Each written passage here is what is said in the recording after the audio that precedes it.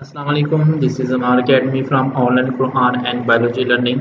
बच्चों, आज हम 10th क्लास की बायो चैप्टर नंबर 2 और जो टॉपिक है हमारे सामने वो है स्ट्रक्चर ऑफ किडनी। इस टॉपिक के साथ हम आपके सामने हाजिर हैं और इसको हम स्टडी करेंगे। इससे पहले जो हमने स्टडी किया था वो हमारे पास था स्किन था। स्किन के दो फंक्शन हमने स्टडी किए। उसके बाद लंग्स किस तरह होमियोस्टेसिस करता है वो तो आप फर्स्ट चैप्टर में पढ़ चुके थे।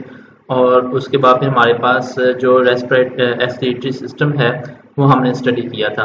तो आज एक्सक्रीटरी सिस्टम का जो पहला ऑर्गन है जो कि किडनी है उसके बारे में हम पढ़ेंगे, उसके स्ट्रक्चर के बारे में पढ़ेंगे, उसका फंक्शन हम स्टडी करेंगे तो डिटेल में कि ये क्या है। तो बच्चों, टॉपिक स्टार्ट करने से पहले अगर आप मेरे चैनल में नए हैं तो चैनल को सब्सक्राइब कर लें, बेल आइकन को ऑन कर लें और अपने फ्रेंड्स और फैमिली मेम्बर्स को शेयर करें। जी बच्चों, अब हम अपना टॉपिक स्टार्ट करते हैं। स्ट्रक्चर ऑफ किडनी है। इससे पहले कि हम रीडिंग करें तो मैं आपको पहले डायग्राम जो है ना वो समझा देता हूँ किडनी की। तो ये आपके सामने एक डायग्राम है जो कि हमारा किडनी है, ठीक है। तो लिखा हुआ यहाँ पे एनाटॉमी ऑफ द किडनी, यानी कि किडनी का इंटरनल स्ट्रक्चर। एनाटॉमी होती है इंटरनल स्ट्रक्चर। तो पहले हम इसको स्टडी करेंगे कि ये क्या है। तो बच्चों, ये जो ना किडनी का इंटरनल स्ट्रक्चर दिखाया गया है, तो इसको पढ़ने से पहले दो टर्म्स जो है वो मैं आपको समझा देता हूँ। एक तो होती है ट्रांसवर्स सेक्शन और एक होता है लॉन्गिट्यूडनल सेक्शन। ये जो आपको यहाँ नजर आ रहा है किडनी का, ये लॉन्गिट्यूडनल सेक्शन होता है। यानी कि जब हम सेक्शन क्या होता है मैं आपको बताता हूँ कि जब हम किसी ऑर्गन को कट करते हैं तो उसको दो तरीकों से कट किया जा सकता है, एक लॉन्गिट्यूडनल सेक्शन से और एक ट्रांसवर्स सेक्शन से। ट्रांसवर्स सेक्शन तो ये होता है कि किडनी आपके सामने मौजूद है और किडनी को हम ऐसे एक्स एक्सिस से कट करें, एक्स एक्सिस से कट करें या थोड़ा सा ऐसे तिरछा कट करें, वो जो होता है वो ट्रांसवर्स सेक्शन होता है, ठीक है। जो लॉन्गिट्यूडनल सेक्शन होता है वो ये है कि जो किडनी है, किडनी को ऊपर से नीचे की तरफ कट करना, दरमियान से ऊपर से नीचे की तरफ कट करना, उसको हम कहते हैं लॉन्गिट्यूडनल सेक्शन। तो ये जो आपके सामने दिखाया गया है ये लॉन्गिट्यूडनल सेक्शन है। तो इसको हम देखते हैं इसमें क्या है। तो आमतौर पर जो किडनी है हमारा, किडनी के आमतौर पर दो पार्ट होते हैं। एक को हम कहते हैं रेनल कॉर्टेक्स जो कि आउटर पार्ट होता है, जो आपको यही नजर आ रहा है, और एक होता है रेनल मेडुला जो कि इनर पार्ट होता है, जो आपको ये वाला नजर आ रहा है। रेनल कॉर्टेक्स जो है ये बाहरी वाला हिस्सा होता है और रेनल मेडुला जो है वो इनर वाला पार्ट होता है। अब रेनल मेडुला के अंदर जो है ना वो ये ट्राइकोन जैसी ये शक्ल होती है, जैसे आपको यहाँ पे ये नजर आ रही है। ये जो ट्राइकोन जैसी शक्ल्स हैं इनको हम नाम देते हैं रेनल पिरामिड्स। ये रेनल पिरामिड्स हैं। अच्छा, अब ये है कि इसका काम क्या होता है। इसके अंदर होते हैं नेफ्रॉन, और नेफ्रॉन जो है वो यूरिन को फिल्टर करते हैं और फिल्टर करने के बाद फिर क्या करते हैं कि यहाँ से पेल्विस की तरफ भेज देते हैं, ठीक है। और पेल्विस जो है वो आगे यूरेटर से फिर यूरेनी ब्लैडर में भेज देता है। तो रेनल पिरामिड्स का काम ये होता है। उसके बाद फिर यहाँ पे ये हमारे पास है रेनल आर्टरी। यहाँ से ब्लड एंटर होता है और किडनी को ऑक्सीजन प्रोवाइड करता है। और ये है रेनल वेन। ऑक्सीजन प्रोवाइड करने के बाद ये ऑक्सीजन की ब्लड जो है वो यहाँ से जो ना वो रिमूव हो जाता है। उसके बाद फिर हमारे पास ये आ जाता है रेनल पेल्विस। ये पेल्विस है और पेल्विस जो है वो बेस होती है यूरेटर का, और ये यूरेटर है। यूरेटर जो है इसका काम ये होता है कि ये पेल्विस से यूरिन को पकड़ता है और ये ले जाता है नीचे की तरफ, जहाँ पे यूरिनरी ब्लैडर होता है वहाँ पे यूरिन को स्टोर कर दिया जाता है आर्जी तौर पे, ठीक है। तो ये था हमारी किडनी का स्ट्रक्चर। और इसमें मैं आपको कुछ और बता देता हूँ कि इसमें आमतौर पर यहाँ पे ये जो एरिया होता है, ये इस एरिया को हम नाम देते हैं हाइलस। हाइलस वो पार्ट होता है बच्चों किडनी का कि जहाँ से renal artery, renal vein, renal pelvis और इसके अलावा जो दूसरी आर्टरीज होती हैं जैसे कि लिम्फेटिक सिस्टम जो है वो यहाँ से एंटर भी होता है और यहाँ से आउट भी होता है, ठीक है। तो ये हाइलस होता है एक ऐसा ग्राह जहाँ से हर चीज़ जो है वो एंटर होती है किडनी के अंदर और हर चीज़ जो है वो बाहर जाती है, ठीक है। तो ये स्ट्रक्चर था किडनी का। तो आमतौर पर इसका प्रैक्टिकल भी होता है, और अगर आप किसाब की दुकान पे जाएं और उससे बकरे की किडनी ले लें, आपको मिल जाएगी, छोटी सी होती है। और आप उसको ये है कि खुद भी ब्लेड के साथ ट्रांसवर्स लॉन्गिट्यूडनल सेक्शन से कट करके तो उसका इनर पार्ट देख सकते हैं। बिल्कुल आपको इसी तरह की स्ट्रक्चर नज़र आएगी। तो लेकिन यह है कि वहाँ पे इतना क्लियर नज़र नहीं आएगा, थोड़ा सा आपको मतलब आपको पहचानना पड़ेगा कि ट्राई पैरामिड्स कौन से होते हैं, मेडुला कौन सा पार्ट है, कोर्टेक्स कौन सा पार्ट है, आर्टरी, वेन वगैरह, ये सारी चीज़ें आपको वहाँ पे आइडेंटिफाई करना पड़ेगी। ठीक है, तो ये इसका स्ट्रक्चर था। अब मैं रीडिंग करके आपको मज़ीद इसके बारे में समझा देता हूँ कि किडनी क्या होता है और ये कैसे काम करता है। तो वो कह रहा है कि यहाँ पे kidney are the dark red bean shape organs. ये डार्क रेड कलर लोबिया की शक्ल का एक ऑर्गन्स है और इसका जो ईच किडनी जो है इसका जो लंबाई है वो 10 सेंटीमीटर है और इसकी मोटाई जो है वो 5 सेंटीमीटर है और इसकी मोटाई जो है वो 4 सेंटीमीटर है और इसकी जो चौड़ाई है वो 5 सेंटीमीटर है और इसका जो वजन है 120 ग्राम है। तो ये बच्चों आपने याद रखना है क्योंकि ये MCQs के लिए इम्पोर्टेंट है, इसलिए आपको इनका पता होना चाहिए कि मोटाई कितनी है, इसकी चौड़ाई कितनी है और लंबाई कितनी है और इसका वजन कितना है 120 ग्राम। They are placed against the back wall abdominal cavity just below the diaphragm, one on either side of the vertebral column। अब इसकी पोजीशन के बारे में बता रहा है कि ये कहाँ पे मौजूद होता है, डायाफ्राम के बिल्कुल नीचे और बैक साइड पे ये मौजूद होता है रीढ़ की हड्डी के बिल्कुल साथ। ठीक है, अच्छा अब डायाफ्राम क्या होता है? डायाफ्राम बच्चों ये जो हमारा सीना होता है और चेस्ट कैविटी होती है और जो पेट होता है इसको जो अलग करने वाला एक फर्श होता है उसको हम डायाफ्राम कहते हैं। बिल्कुल उसके साथ थोड़ा सा नीचे करके बैक साइड पे जो हमारा वर्टिकल कॉलम है उसके साथ मौजूद होता है। ठीक है, जैसे कि मैं आपको थोड़ा सा दिखा भी देता हूँ, ये देखें, ये आपको नज़र आ रहा है, ये दोनों किडनी है जो कि हमारी डायाफ्राम के बिल्कुल यहाँ पे ये डायाफ्राम है और डायाफ्राम के बिल्कुल पीछे वाली साइड पे रीढ़ की हड्डी के साथ ये मौजूद है। ठीक है, अच्छा अब वो आगे कह रहा है कि इनकी प्रोटेक्शन की जाती है। कैसे कहती है? वो कह रहा है they are protected by the last 2 ribs, the left kidney is little higher than the right. जी वो कह रहे हैं कि इसको प्रोटेक्ट किया जाता है 2 रिब्स के जरिए। रिब्स क्या होती हैं? पसलियाँ होती हैं हमारी, ये जैसे यहाँ पे आपको ये नज़र आ रही होंगी, ये पसलियाँ हैं। तो ये जो पसलियाँ हैं, पसलियों के जो लास्ट 2 पसलियाँ होती हैं, रिब्स जो होती हैं, वो इसकी हिफाजत कर रही होती है, यानी कि उन्होंने इसको कवर किया होता है किडनी को। ठीक है, तो वो इसकी हिफाजत करती हैं। और ये जो राइट किडनी है ये राइट है तो ये लेफ्ट है। राइट किडनी थोड़ी सी नीचे होती है और लेफ्ट किडनी थोड़ी सी ऊपर होती है, जैसे कि आपको यहाँ पे डायग्राम में नजर आ भी रहा है। अच्छा अब वो कह रहे हैं कि the concave side of the kidney faces vertebral column. जी इसकी जो कनकेव साइड होती है वो वर्टिबल कॉलम की तरफ होती है। मैं आपको बता देता हूँ कि कनकेव साइड कौन सी होती है। तो बच्चों ये जो साइड है ये वाली ये कनकेव साइड है। ठीक है, ये कनकेव साइड है, ये कन्वेक्स साइड है और जो कनकेव साइड है वर्टिबल कॉलम की तरफ होती है। जाहिर सी बात है दरमियान में यहाँ पे वर्टिबल कॉलम है और इसका जो फेस कनकेव साइड है वो भी वर्टिबल कॉलम की तरफ है, इसका जो फेस है कनकेव साइड है वो भी वर्टिबल कॉलम की तरफ है। तो इनके जो फेस होते हैं वो वर्टिबल कॉलम की तरफ होते हैं। There is a depression called hilus near the center of the concave area of the kidney। जी वो कह रहे हैं कि कनकेव एरिया साइड पे यहाँ पे इस जगह पे क्या होता है? हाइलस होता है। हाइलस के बारे में ये कनकेव साइड है और कनकेव साइड के यहाँ पे ये क्या है? हाइलस है और ये हाइलस होता है। हाइलस क्या कौन सी जगह होती है?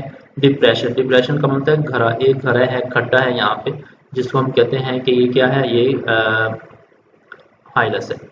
अच्छा अब वो कह रहे हैं कि हाइलस का काम क्या है?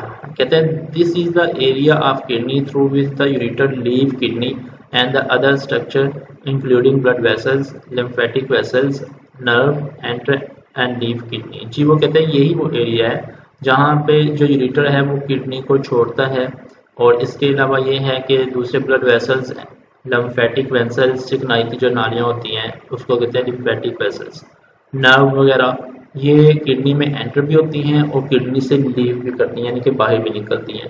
तो ये हाइलस एक ऐसा एरिया है, ऐसा डिप्रेशन है जो कि हर चीज़ को किडनी के अंदर निकालता भी है और बाहर भी लेके जाता है। ठीक है, अच्छा अब इसके बारे में मजीद आके वो बता रहे हैं। वो कह रहे हैं कि the longitudinal section of the kidney show 2 regions. तो लॉन्गिट्यूडनल सेक्शन अगर देखा जाए, ये लॉन्गिट्यूडनल सेक्शन दिखाया गया बच्चों, मैंने आपको बता दिया था पहले ही कि लॉन्गिट्यूडनल सेक्शन क्या होता है। तो क्या है इसके दो रीजन्स हैं। पहला रीजन ये है कि renal cortex is the outer part of the kidney, ये बाहर वाला हिस्सा होता है, and the is dark red in colour, और ये डार्क रेड कलर का होता है। जबकि रेनल मेडुला जो है वो इनर पार्ट का होता है और उसका जो कलर होता है पेल रेड इन कलर, वो पेल रेड कलर का होता है। Renal medulla consist of several cone shape area called renal pyramids. जी यहाँ तक ये डेफिनेशन है, इसको पॉइंट आउट कर ले। मतलब ये है कि इसमें ये एक डेफिनेशन है कि इसमें ट्राइकॉन जैसे बहुत सारे ये शक्लें होती हैं, और ये जो ट्राइकॉन जैसी शक्ल होती है इसको हम कहते हैं renal pyramids. Renal pyramids protect the funnel shape cavity called renal pelvis. जी प्रोजेक्ट, जी वो कहते हैं कि रेनल पिरामिड जो है वो निकलती हैं, कहाँ पे निकलती हैं, किस साइड पे निकलती हैं, इनकी शक्ल देख सकते हैं। ये जो ट्राइकॉन्स हैं ये किस साइड पे हैं, ये हैं यहाँ पे, ये जो हमारे पास है ये है पेल्विस, रेनल पेल्विस। तो ये रेनल पेल्विस की तरफ निकलती हैं, और विच बेस ऑफ द यूरेटर, और जो पेल्विस है वो बेस है किसकी, यूरेटर की।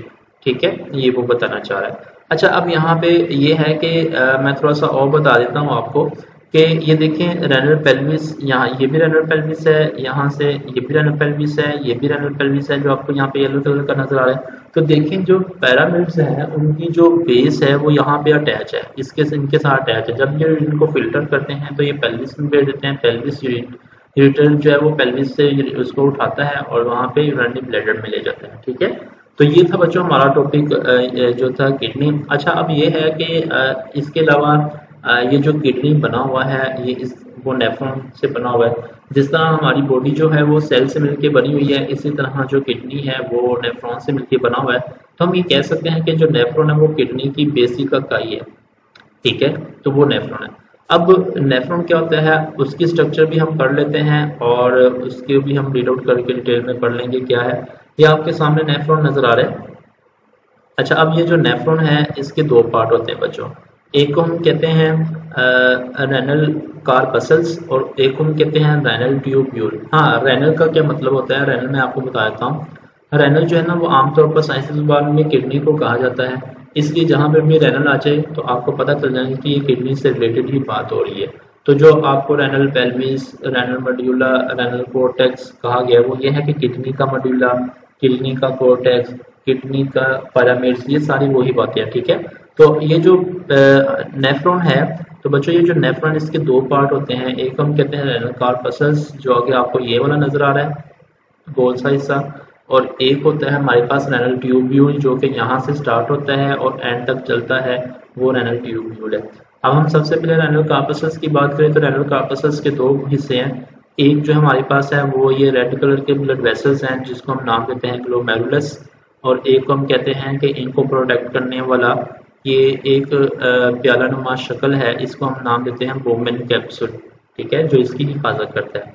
तो जो ब्लड वेसल्स एंटर हो रही हैं, कैपिलरीज एंटर हो रही है, वो एक जाल बनाती हैं गोल सा, उसको हम ग्लोमेरुलस कहते हैं, और उसके ऊपर जो प्याला नुमा शक्ल है उसको हम बोमेन कैप्सूल कहते हैं। तो ये वो बता रहा है। अच्छा अब यहाँ पे थोड़ा सा मैं आपको और बता देता हूँ कि ये जो ग्लोमेरुलस है, यहाँ पे आपको दो कलर की नालियां नजर आ रही हैं, एक ऊपर है और एक नीचे है, दो टाइप की। जो ऊपर वाली है यहाँ से ब्लड एंटर होता है और नेफ्रॉन में एंटर होता है, और जो नीचे वाली है यहाँ से जो ब्लड है वो आउट होता है, बाहर जाता है। ठीक है, तो जो जहाँ से एंटर होता है उस नाली को हम नाम देते हैं एफरेंट, ए से AFFERENT, एफरेंट। ठीक है, एंटर। एफरेंट का मतलब ये होता है की तरफ लेके जाना, तो क्योंकि ये ग्लोमेरुलस की तरफ ब्लड को लेके जा रहा है इसलिए इसको हम एफरेंट कहते हैं।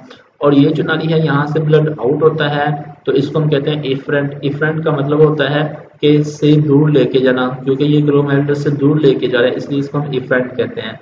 एफरेंट और इफरेंट दोनों में फर्क ये है, ए और ई का फर्क है। एफरेंट की स्पेलिंग ये है AFFERENT, जैसे कि आपको ये नजर आ रहा है, और इफरेंट का मतलब ये है कि EFFERENT जो कि आपको ये नजर आ रहा है। ठीक है, कि मतलब की तरफ लेके जाना एफरेंट, से दूर लेके जाना इफरेंट।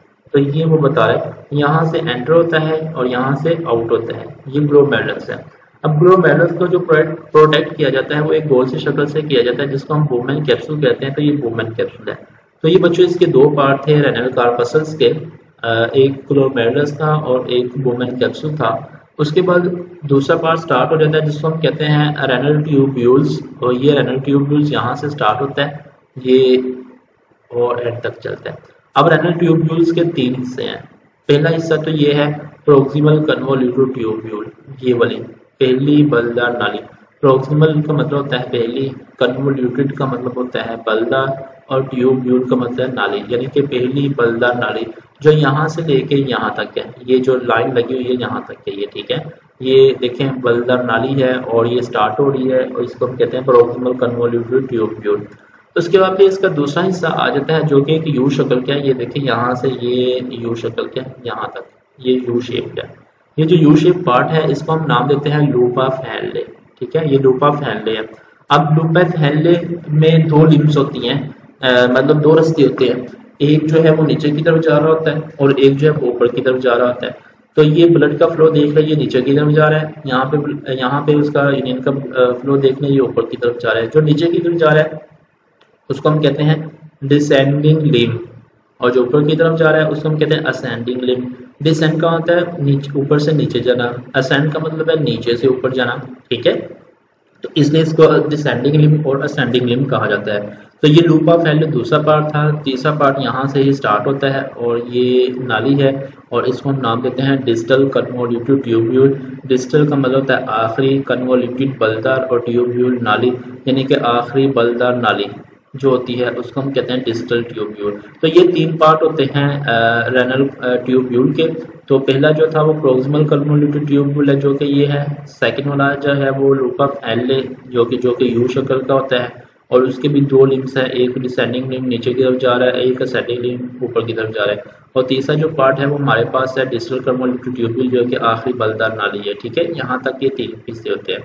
और जब ये वाली जो है ये एक डक्ट है, एक नाली है, और इसको हम नाम देते हैं कलेक्टिंग डक्ट। ये लिखा हुआ है, ये कलेक्टिंग डक्ट है।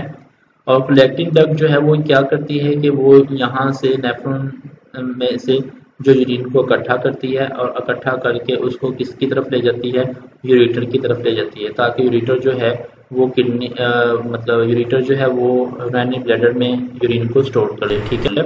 तो यहाँ पे बहुत सारी ये छोटी छोटी नालियाँ होती है, जैसे ये जो है ये इससे नेफ्रॉन से अटैच है, ऐसे ये भी किसी नेफ्रॉन से अटैच होगी नाली, ये भी किसी नेफ्रॉन से अटैच होगी, ये भी किसी नेफ्रॉन से अटैच होगी, ये भी वो किसी नेफ्रॉन से अटैच होगी। मतलब ये है कि कलेक्टिंग डक्ट जो है वो बहुत सारे नेफ्रॉन से अटैच होती है और हर एक नेफ्रॉन से यूरिन को कलेक्ट करती है। कलेक्ट करने के बाद उसको यूरेटर की तरफ ले जाती है, ठीक है। तो इसलिए इसको कलेक्टिंग डक्ट कहा जाता है। अब बहुत सारी जो कलेक्टिंग डक्ट जो मतलब जब आपस में मिलती हैं तो उसको हम कहते हैं पैपिलरी डक्ट। तो वो भी मैं आपको जरा इसकी डेफिनेशन बता दूंगा। तो ये बच्चों इसका स्ट्रक्चर था नेफ्रॉन का, और नेफ्रॉन जो है वो किडनी की एक बेसिक इकाई है, तो इसका आपने याद रखना है। अब हम चलते हैं इसकी रीडिंग की तरफ, इसका स्ट्रक्चर पढ़ते हैं। तो इसका मतलब जो स्ट्रक्चर है वो यहाँ पे ये लिखा हुआ है, कहते हैं functional unit of kidney is called nephron. इसका जो फंक्शनल यूनिट है किडनी का वो नेफ्रॉन है। तो नेफ्रॉन की मैंने डायग्राम तो आपको बता दी है, तो आप उसके बारे में पढ़ते हैं। कह दिया are 1 million nephron in each kidney, यानी कि 1 मिलियन तक नेफ्रॉन हो सकते हैं। तो बच्चों वैसे 1 मिलियन होता है 10 लाख, तो 10 लाख के करीब नेफ्रॉन होते हैं, लेकिन मैं आपको बता दूं कि 10 लाख से लेके 25 लाख तक नेफ्रॉन मौजूद हो सकते हैं एक किडनी में। There are 2 parts of the nephron. Nephron के दो हिस्से होते हैं, एक हम कहते हैं रेनल कॉर्पस्कल्स जो कि गोल सा होता है, और एक हम कहते हैं रेनल ट्यूब्यूल जो कि ट्यूब जैसा होता है। सबसे पहले रेनल कॉर्पस्कल्स की बात करते हैं। Renal corpuscle is not tubular and has 2 part. कहते हैं ये ट्यूब की तरह नहीं होता और इसके दो हिस्से होते हैं, एक हम कहते हैं ग्लोमेरुलस और दूसरे हम कहते हैं बुमेन कैप्सूल, जो कि मैंने आपको ये दिखा दिया था। ये देखें ये ट्यूब जैसा नहीं है, ये गोल सा हिस्सा होता है। दो हिस्से होते हैं इसके, एक हम कहते हैं ग्लोमेरुलस, दूसरे को हम कहते हैं बुमेन कैप्सूल, ठीक है। तो ये आपने याद रखना है। अच्छा अब ये जो है क्या नाम है इसका, ग्लोमेरुलस का क्या काम है, बुमेन कैप्सूल क्या करता है, वो आगे लिखा हुआ है। क्यों कह रहा है glomerulus is a network of capillaries. ये कैपिलरीज का एक जाल है और यहाँ पे सारी की सारी कैपिलरीज हैं और ब्लड जो है उनके अंदर से फ्लो करता है। While women capsule is cup shape, ये कप शेप का होता है स्ट्रक्चर, और एंड क्लोजेस द ग्लोमेरुलस, ये ग्लोमेरुलस को क्लोज करता है और उसकी प्रोटेक्शन करता है, हिफाजत करता है। दूसरा पार्ट जो हमारे पास है वो है रेनल ट्यूब्यूल। रेनल ट्यूब्यूल की बात करते हैं तो कहते हैं is the part of the nephron. ये नेफ्रॉन का वो पार्ट है which start after women capsule, जो बुमेन कैप्सूल के बाद स्टार्ट होता है। It's first portion is called proximal convoluted tubule. इसका जो पहला हिस्सा होता है, पहला पार्ट होता है, उसको हम कहते हैं प्रोक्सिमल कन्वोल्यूटेड ट्यूब्यूल, और इसका मतलब मैं बता चुका हूँ, पहली बलदार नाली। उसके बाद फिर दूसरा next portion is U shape, दूसरा जो है वो यू शेप का होता है, एंड इज कॉल्ड द लूपा फैले, और उसको हम लूपा फैले कहते हैं।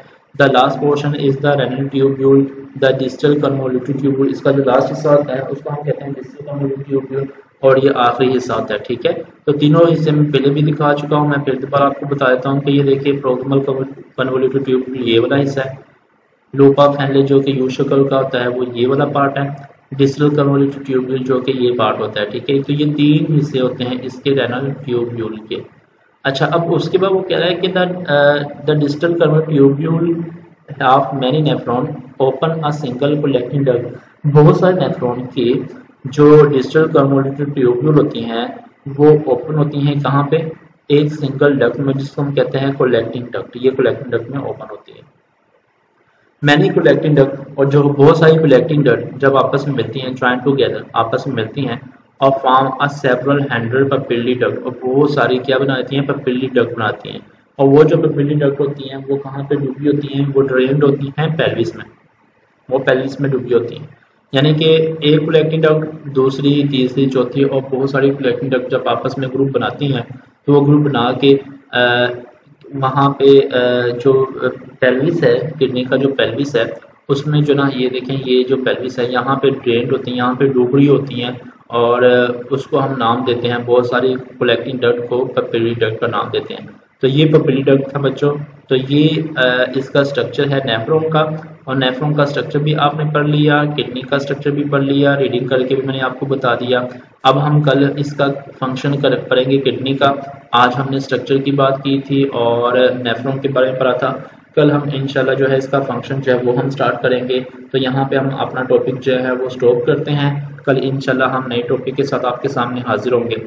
बच्चों, ये जो लेक्चर है इसको कंप्लीट सुनिएगा और लाजमी सुनिएगा, क्योंकि इसका स्ट्रक्चर समझ में आएगा किडनी का और नेफ्रॉन का, तभी जो है आपको वो किडनी का फंक्शन जो है वो समझ में आएगा। ठीक है, तो जहाँ से समझ ना आए वहाँ से रिपीट करके सुन लें, और अगर फिर भी समझ ना आए तो आप कमेंट सेक्शन में जाके मुझे कमेंट्स में कर सकते हैं। मैं इंशाल्लाह आपको उसका आंसर लाजमी दूंगा।